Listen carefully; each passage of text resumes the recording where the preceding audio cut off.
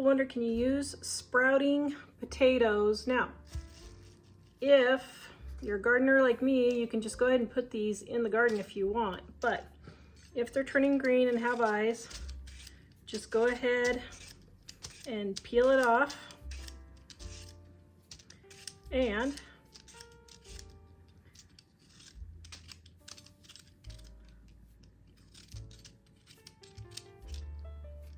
you can go ahead and use them. All right, got my new baking sheet. I'm trying to see if it'll warp.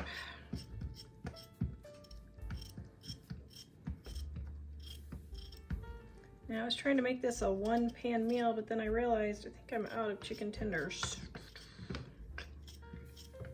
So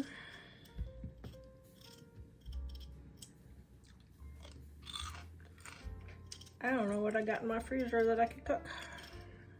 Got my potatoes, got some ghee there.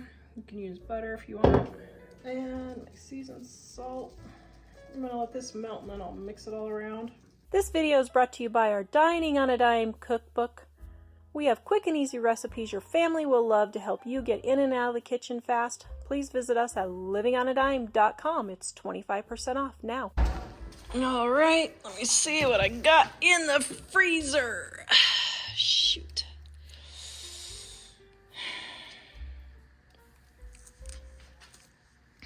Oh, brother, I thought I had chicken tenders.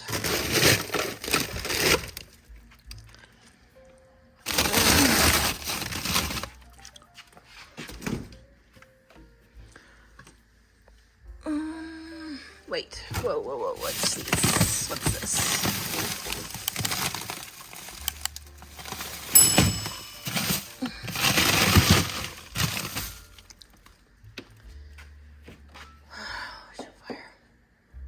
Okay, I guess I'll use the chicken breasts, and then after they defrost, cut them in half and then let them finish cooking.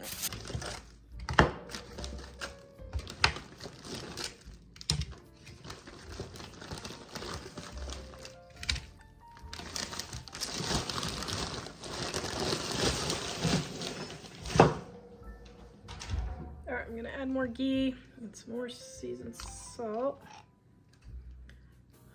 And then hopefully these will get cooked.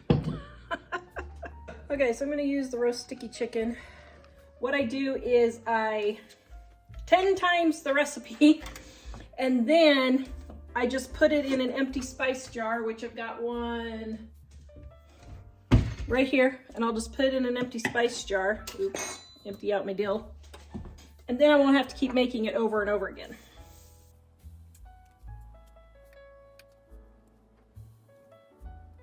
All right, there's my salt. Then we got our paprika. Then my cayenne pepper.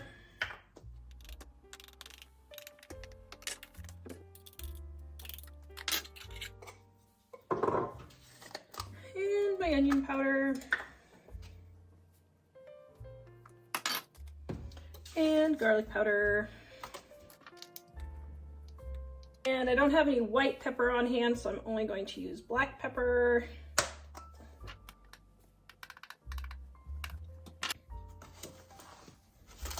Then I just stir it up like this. Then I just pour it in my empty container and mark it.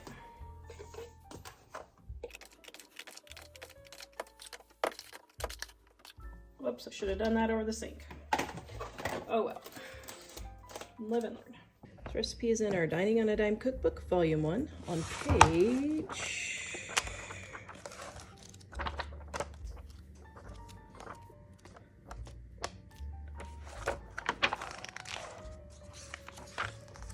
253. I don't know, just for something different. Okay, let all this defrost. We'll just see what happens. All right, it's been about 10 minutes. And just going to flip everything so it gets the butter underneath. Put the butter all around. And get the butter all around.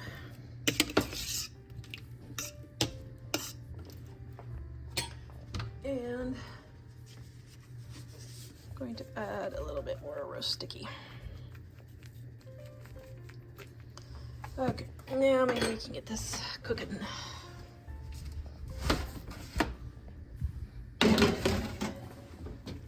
Right, so it has been an hour and a half.